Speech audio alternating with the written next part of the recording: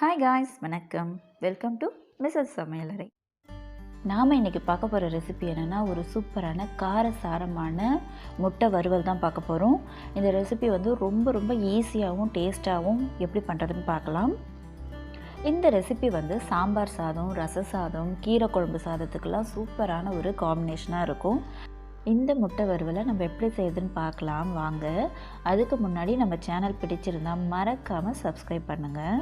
இந்த முட்டை வறுவல் செய்கிறதுக்கு ஒரு மசாலா அரைக்கணும். அதுக்கு ஒரு மிக்ஸி ஜார் எடுத்துக்கிட்டு அதில் 1 இன்ச் அளவுக்கு இஞ்சியை பொடியாக கட் பண்ணி சேர்த்துக்கலாம். கூடவே 4 பல் பூண்டு அதையும் சேர்த்துக்கலாம். 1/2 டேபிள் ஸ்பூன் மிளகு, 1/2 டேபிள் ஸ்பூன் சீரகம், கூடவே 1/2 டேபிள் ஸ்பூன் அளவுக்கு மிளகாய்த்தூள், கொஞ்சமாக ஃப்ரெஷ்ஷான கொத்தமல்லி. இதை கொஞ்சம் தண்ணி விட்டு நைஸாக இந்த பதத்துக்கு ஒரு பேஸ்ட் மாதிரி அரைச்சி எடுத்துகிட்டு வந்துடுங்க.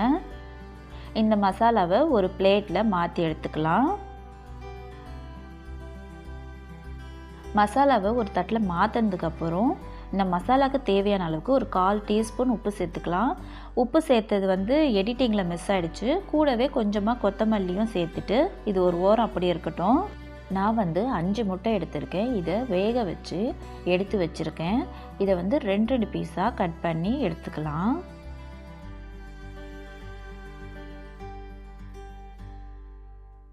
எல்லா முட்டையும் 2 கட் பண்ணி எடுத்தாச்சு.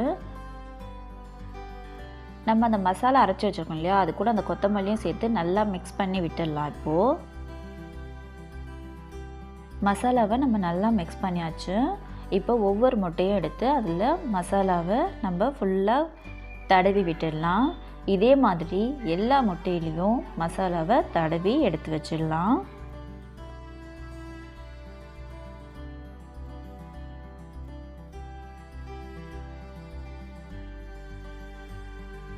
பாருங்கள், மசாலாலாம் நம்ம தடவி முட்டையை எடுத்து வச்சாச்சு.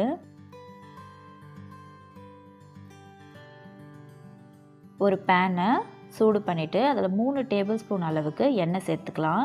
எண்ணெய் கொஞ்சம் சூடான உடனே முட்டையை இது போல் அந்த மஞ்சக்கரு இருக்கிற பகுதியை பேனில் படுற மாதிரி எல்லா முட்டையும் சேர்த்துக்கலாம்.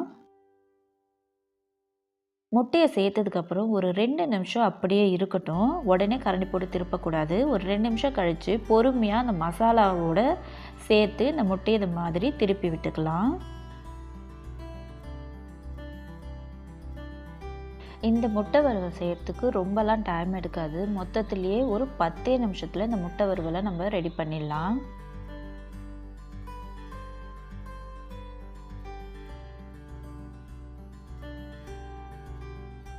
எல்லா முட்டைகளையும் திருப்பி விட்டாச்சு. இப்போ இந்த பக்கம் 1 நிமிஷம் இருக்கட்டும்.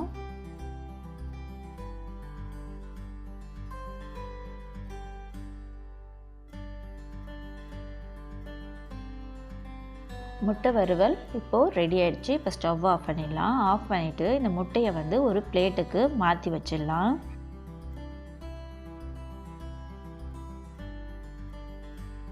லாஸ்ட்டாக சர்வ் பண்ணுறதுக்கு முன்னாடி கொஞ்சமாக ஃப்ரெஷ்ஷான கொத்தமல்லிகளை தூவி சர்வ் பண்ணலாம். சூப்பரான முட்டை வறுவல் ரெடி ஆகிடுச்சு. இந்த வீடியோ பிடிச்சிருந்ததுன்னா லைக் பண்ணுங்கள், ஷேர் பண்ணுங்கள், கமெண்ட் பண்ணுங்கள். கூடவே நம்ம சேனலை மறக்காமல் சப்ஸ்கிரைப் பண்ணுங்கள். தேங்க்ஸ் ஃபார் வாட்சிங்.